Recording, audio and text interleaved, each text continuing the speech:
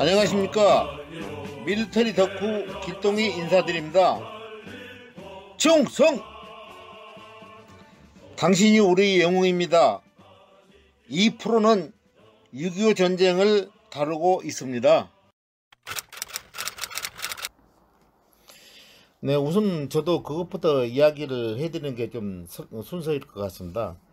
우리 군 수뇌부는 50년 6월 24일 전쟁 발발 바로 직전날 한치 앞도 내다보지 못하고 만찬금 파티를 벌인 것은 두고두고 역사의 아쉬움으로 남는 대목이 되어버렸습니다. 전쟁이 터지는데 몰라도 그렇게 깜깜할 정도로 전쟁 하루 전날 상황을 그렇게 모른다는 건지 지금도 일반적인 생각으로는 도저히 상식적으로 이해가 되지 않았습니다. 생각해 보세요. 북한군에 대한 정보를 전방에서 대치하고 있는 우리 군이 수없이 북한군 동해안과 포로를 잡아가지고 신문의 내용들을 육군본부에 보고를 했는데 늘상 있어왔던 일이기 때문에 우리 군은 몰랐다기보다는 직무유기? 아마도 그냥 무시해버렸던 것이 좀 아쉬움으로 남기도 하고 많은 비난을 받고 있는 대목이기도 합니다.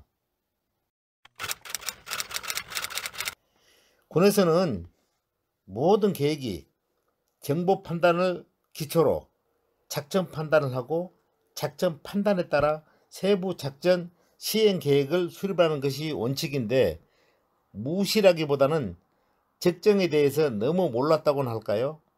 여러 사례들을 제가 종합해 보니까 북한은 이미 소련의 강력한 지원으로 전차와 야포 등은 물론 엄청난 전책 물자와 군대를 조직하여 남침 훈련을 계속했죠. 우리 남한 군대는 북한에 대한 모든 것을 과소평가하며 안이하게 생각해버렸던 것도 문제일 것 같습니다. 아마도 우리 군 수뇌부는 지금 생각해봐도 그래요. 미군 군정청의 지원을 받은 든든한 뒷배로 생각하고 전쟁 준비는 그렇게 시급하게 생각하지도 않았던 것 같아요. 미국 군정청은 군대를 조직하면서 명칭을 경찰 예비대로 하라고 했는데 우리 군은 아니다, 군대가 창설이 되는데 어떻게 그럴 수가 있느냐, 국방경비대나 안 그러면 국군으로 해야 한다며 해방 이후부터 47년도까지 무려 그 명칭 하나 가지고 확정 짓지 못하고 미국 측과 우리 군이 밀당을 계속 하다 보니까 엉뚱한 시간만 많이 보냈고 겨우 창설한 군대라고는 경비연대 정도를 8개를 창설해서 후방에 전부 다 배치했지 않습니까? 이러니까 허송세월만 보냈다는 비난을 받을 수밖에 없는 거 아니겠습니까? 어떻게 해서 그러면 왜 하필이면 6월 24일 육군본부의 최고위급 장교들이 흥청거리는 토요일 밤에 심야 댄스 파티를 하게 되었는지 당시 상황과 정황들을 설명하겠습니다. 1950년 6월 24일은 토요일이었습니다. 용산의 육군본부 장교식당을 오픈한 기념으로 군의 최고위급 대령급 이상 장군들까지 다 모였고 미국 군사고문단 장교들까지 참석을 했으니까 상당히 화기애애한 그런 자리가 됐을 것으로 생각이 됩니다.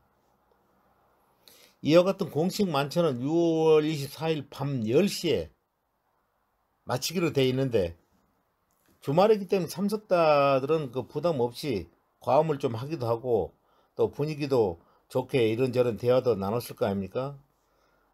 문제는 장기식당 오픈 기념 만찬 후에 바로 집으로 갔으면 되는데 연결해서 댄스 파티를 한 것이 문제가 되었습니다. 공식 만찬이 끝난 후에 술 파티, 댄스 파티를 겸해서 했다니까 상식적으로 이해가 되지 않았던 것입니다. 당시 우리 군은 정보 능력도 부족하고 남팀 중우가 확실한 정보 징후를 전방에 있는 전선부대에서 보고를 해도 상부에서는 이 엄중한 시기에 그런 것을 귀담아 듣지 않고 보고를 제대로 참석하지도 않고 바로 장기식당 오픈 기념 파티를 무리하게 추진했다는 것은 두고두고 누가 생각해도 그렇습니다. 우리 역사의 오점으로 남아있고 국민의 비난을 받을 수도 있다라고 생각합니다.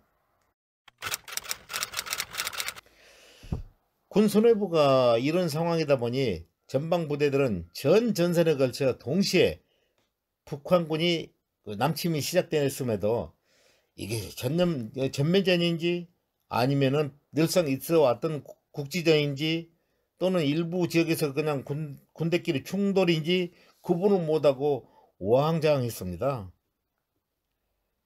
왜 그러냐면 상급부대, 즉 육군본부에서 상황은 이렇다, 또 너희들 이렇게 해라 라고 작전명령 하나 하달된 것도 없기 때문에 이제 부대끼리도 부대가 다르고 소속이 다르니까 상황 전파를 서로 할 수도 없고 이해할 수가 없었습니다. 그 비근한 예로 춘천 지역에서 북한군 2사단과 7사단과 대치하고 있던 우리 6사단도 개전 초기에는 상당한 혼란을 겪었습니다. 6사단 1개 사단이 적 2개 사단과 대치하고 있었는데 오죽 했겠어요.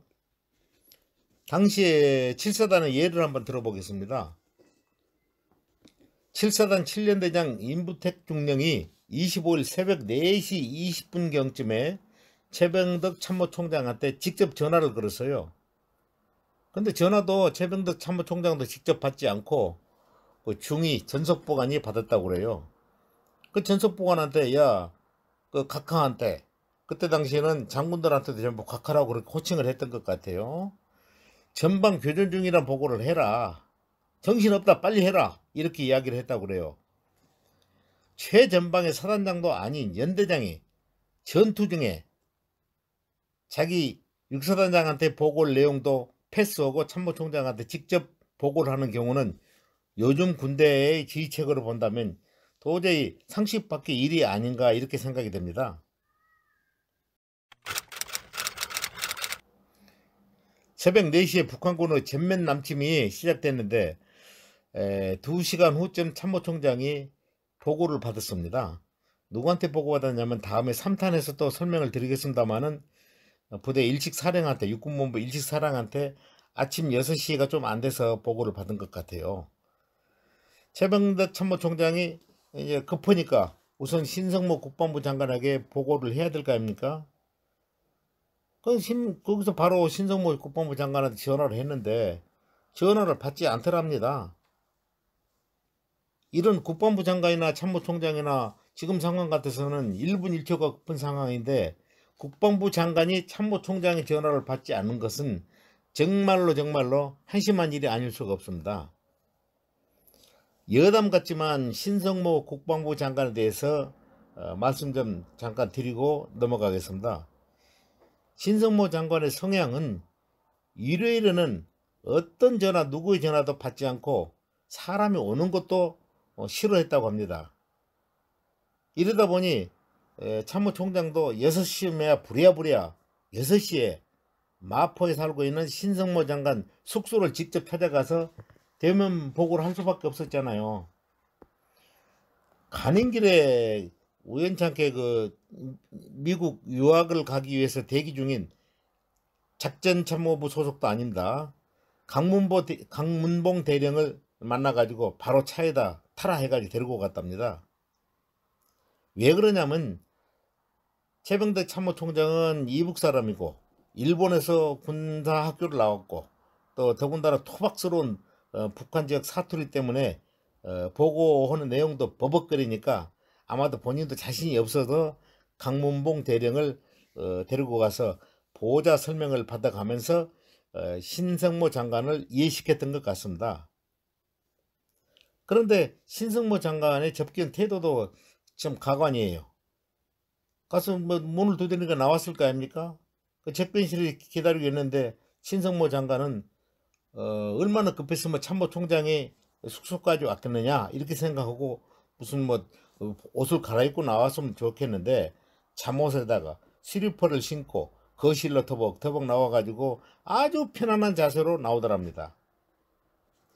이럴 수밖에 없는 거는 신성모 장관은 영국 런던에서 교육을 받은 사람인데 일반 대학인 항해대학을 졸업하고 일반 상선의 항해사를 좀 오래 했다고 해요. 그러다 보니까 본인 스스로도 영국물이 잔뜩 들어있다고 해요.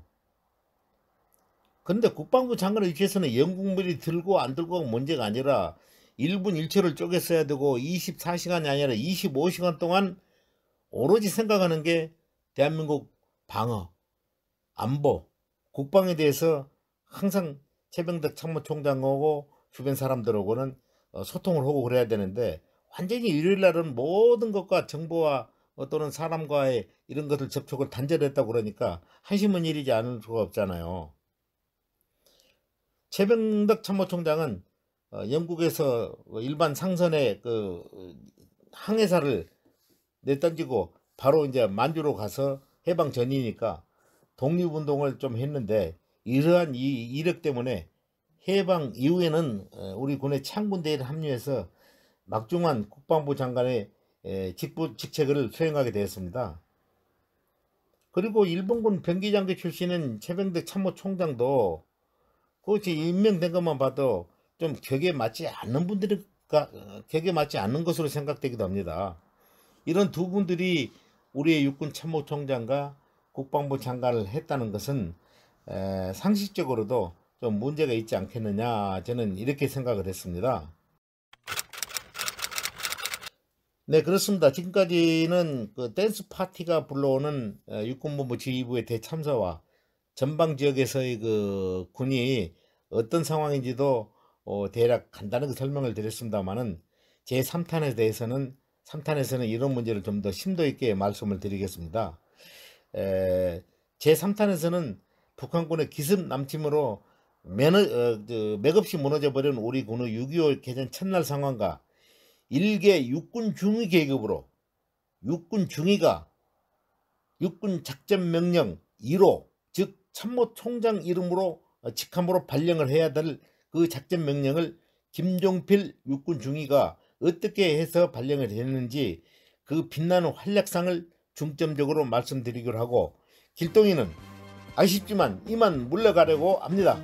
여러분, 구독 신청과 좋아요를 눌러주시면 길동이는 큰 힘이 되겠습니다. 여러분, 안녕히 계십시오. 총성!